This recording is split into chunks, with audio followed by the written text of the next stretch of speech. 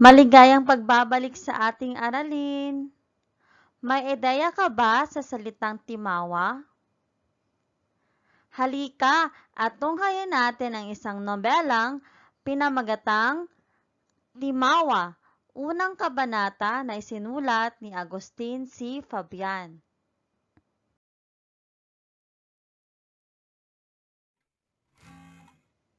Sabado noon at mag-ikakapito ng gabi, si Andres Talon na isang mahirap na estudyante ay kasalukuyang naguhugas ng mga pinggang kinainan sa ladies' dormitory sa isang universidad sa Amerika. Ito lamang ang paraan upang makapagpatuloy siya ng pag-aaral sa kolehiyo ng medisina. Nakatali sa kanyang baywang ang isang tapi at nakalilis ang mga manggas na kanyang kamisa dentro. Nangingintab sa pawis ang kanyang kayumangging mukha. Ang bula sa sabong nakabalot sa kanyang mga matipunong bisig ay umabot sa siko. At isinalaysay ni Andres na, wika nga, ay palagay ang loob niya sa kusina. 16 na taon siya nang mamatay ang kanyang ama at lubusang naulila. Katatapos lamang niya ng intermedia. May kamag-anak naman siyang isang kusinero sa isang bapor na nagyayaot dito sa Amerika at sa Pilipinas. Sumama siya. At 6 na buwang singkad akong tagapagmasahe ng mga pinggan, kubyertos at mga lutuan sa bapor. Kaya hindi kayo dapat magtaka na ako'y eksperto sa mga gawaing yan. Tapos ni Andres. O sesera ka rin lamang, Alice? Ang biro naman ni Bill. Ang mabuti, itanong mo kay Andres kung ano-ano ang naging karanasan niya dito sa Amerika. Sige nga. Sang-ayon kapagdaka ni Alice. Linggo rin lamang bukas, hindi paling tayo'y mapuyat. Alam niyo, Ani Andres na nagpapahid na ng kamay. ako ay may pagkahampas lupa. Teka! Hadlang ni Bill. Ilalabas ko muna itong basura. Ibig kong marinig uli yan. Nang bumalik si Bill ay nakaupo na si Alice at Andres. Pumatak siya na isang silya at nakiumpok sa dalawa. Ngayon, simulan mo na. Sabi ni Bill na humilig mabuti sa kanyang upuan. Saan niyo ako gustong magsisimula?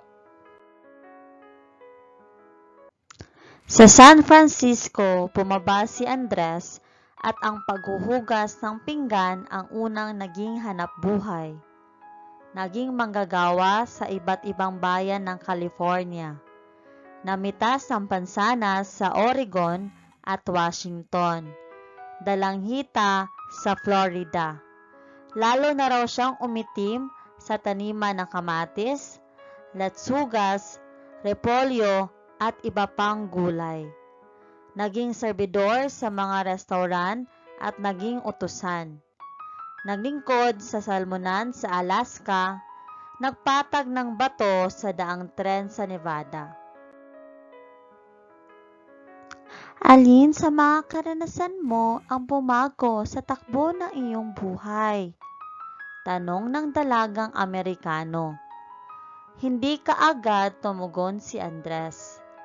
Tila tinitimbang niya sa marami niyang karanasan ang pinakatampok. Ang totoo ay nag-aalangan si Andres na sariwain pa ang malungkot na bahagi ng kanyang buhay.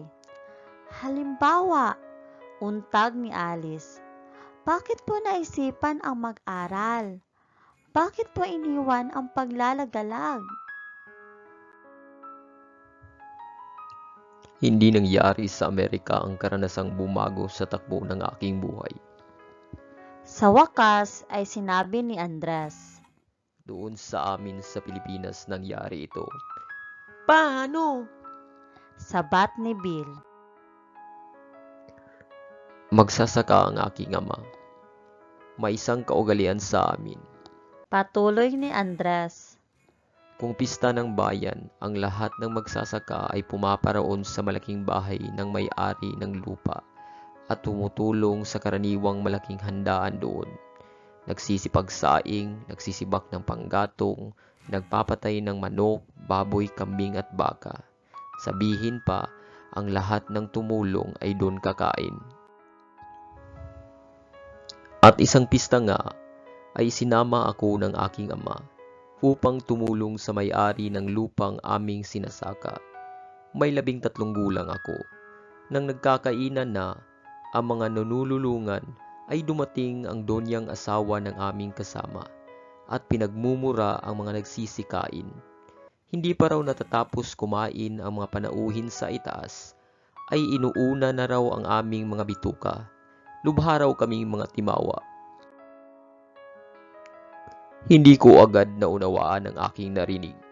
Patuloy ni Andres. Noong papauwi na lamang kami at sabihin sa akin ni Amang ang kanyang pagdaramdam, noon ko lamang lubos na unawaan ang kahulugan ng salitang timawa. Sinabi sa akin ni Ama na pagbutihin ko ang aking pag-aaral upang huwag kong sapitin ang kaapihang ganoon. Kung ako raw ay lalaking magsasaka at hindi akin ang sasakaing lupa, ay ganoon din ang aking kapalaran. Aalimurain ng mayaman. Ang isang timawa ay higit na pangit kaysa gutom.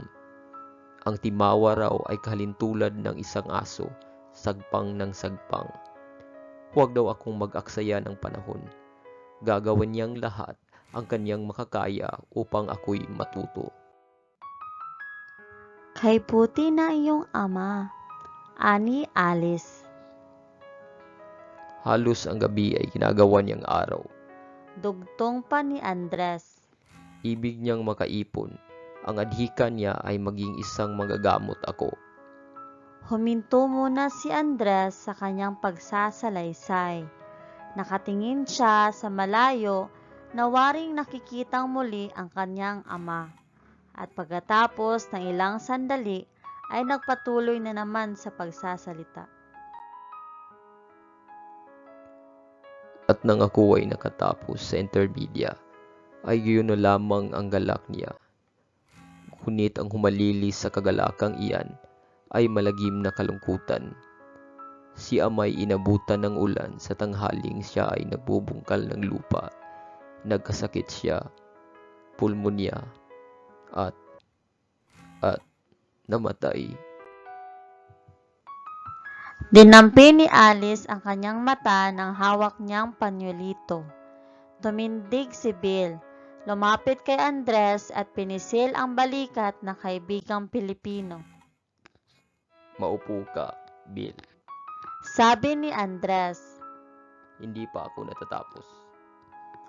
Naupong muli si Bill at muling nagsimula si Andres. Naubos na lahat. Aniya. Ang kaunting naipon ni Ama, ulila na akong lubos, ay wala pa ni 1 sentimo. Subalit isinumpa ako sa aking sarili, sa harap ng bangkay ng aking ama, na ako'y pilit na mag-aaral at ako'y magiging manggagamot. Hahanapin kong pilit ang tagumpay na siyang adhika niyang maging akin. Maluwat ring walang umimik matapos ang pagsasalaysay ni Andres. Nadama ni Bill at ni Alice ang malaking kalungkutan ni Andres. Sa wakas ay nagsalita si Alice. Nauunawaan kita ngayon. Pakli ni Bill. Bakit? Ako ba ay naging hiwaga sa inyo? Tanong ni Andres at wala na sa kanyang tinig ang pagdaramdam at kalungkutan. Oo, isang hiwaga ka sa akin, tugon ni Alice. Alam kong ikaw ay isang mabuting tao. Masipag ka, matalino, magalang. Ngunit tila ayaw mong makihalubilo sa iba. Tila ayaw mong ikaw ay maabala. Pinubukod mo ang iyong sarili. Tila may lihim kang lakad at ang lahat ng nasa paligid mo'y makaabala sa iyo. Napapansin ko nga Tudyo na naman ni Bill. na maluwat mo nang sinusubaybayan si... Ano ang masama riyan? Tanong ng dalaga. Maluwat na nating kasama si Andy.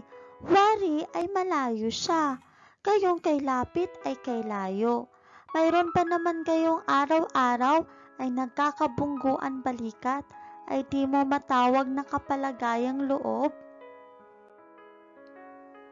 Pinalalaki mo ang loob ko, Alice. Dampot ni Andres. Di yata't ako ang pinag-aaksiyan mo ng kuro-kuro. Hindi Piro. Lagi kong naitatanong sa aking sarili kung bakit ipinupukod mo ang iyong sarili sa karamihan.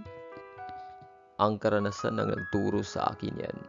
Ang madalas na mauntog ay natututong yumuko. Naku! Lumalalim ang salitaan at hindi bumababaw. Hadlang ni Bill. Ang totoo, Andy, ay ito. Walang alinlangan mararating mo ang iyong patutunguhan. Ngunit, mag-aliw-aliw ka naman. Mag-iibayo ang sigla mo kung sandali man lamang ay lalayo mo ang iyong ilong sa libro. Maaari ba namang isang malusog na gaya mo ay hindi maakit ng mga dalaga? Ayan si Alice, yang gandang yan. Bakit ba si Alice ang binubuisit mo? Hadlang ni Andres. Kahit na sa biruan ay may hangganan. Tigilan mo na si Andy. Pakli ng dalaga. At huwag mo naman akong pag-ukulan. Ano ang malay mo kung si Andy mayroon nang itinatago? At tumawa si Alice. May itinatago si Andy? Pamanghang sabi ni Bill. Walang may tatago sa akin yan. Yan ang tinatawag na nauuhaw at ayaw makikiinom. At kung tanggihan ng nakikiinom? Tanong ni Andres. Natatakot kang tanggihan kung ganoon. Paano malalaman kung tatanggihan ka o kung hindi? Nakatawang tanong ni Alice. Tumindig na bigla si Andres. Hating gabi na, Bill. Aniya. Mapupuyat na lubha si Alice. Yan ang sinasabi ko. Pakutyang pakli ni Bill. Ang magaling na kaibigan kong Pilipino ay takbuhin. Ngayon pa lamang sumasarap ang usapan. Tudyo niya. At saka pa tatalilis? Tayo na. Walang mangyayari sa akin kung ang manok ko ay takbuhin. Naunang lumabas si Bill. Nagsuot si Andres na kanyang Amerikana at sumunod sa kaibigan. Inihatid siya ni Alice hanggang sa pintuang may kadiliman noon dahil sa bahagya ng abutin ng liwanag ng ilaw. Aalis na kami, Alice. At maraming salamat sa iyong kagandahang loob. Paalam ni Andres. Hindi pangkaraniwang gabi ito sa gabi. Naramdaman na lamang ni Andres ang halik ni Alice sa kanyang pisngi. Tungkol sa autor, si Agustin Caraldi Fabian ay ipinanganak noong 15 ng Agosto 1901 at namatay noong 1976. Isa siya sa mga kinikilalang haligi ng panitikan ng Pilipinas. Ang mga ginagamit niyang mga sagisag ay Angel Fernandez, M.S. Martin, Felicissimo Correz, Agosto E. Fuentes, F. Pani, at Pilar Bendia. Sa mga kapwa manunulat, malimit na tinatawag siyang Ba Maltin. Siya ay naging editor ng lingguhang graphic bago sumiklab ang ikalawang digmaang pandaigdig. Siya ay naging general manager ng Liwayway Publications Incorporated pagkatapos ng digmaan hanggang sa kanyang pagretiro sa dekada 60. Ilan sa mga sinulat niyang nobela ay Timawa, Maria Mercedes, sino ako, mga dayupay, basta mayaman, hindi man hanapin, magbayad ka. Ana Malaya, Ginoong Salapi at Limatic. Siya ay ginawara ng Pro Patria, pampanguluhang gawad sa panahon ng Pangulong Carlos P. Garcia noong 1961 at Gawad Quezon sa panitikan na kaloob ng Panitik ng Kababaihan noong 1971. Sa mga karagdagang aralin, huwag kalimutan mag-like at subscribe. Maraming salamat! Paalam!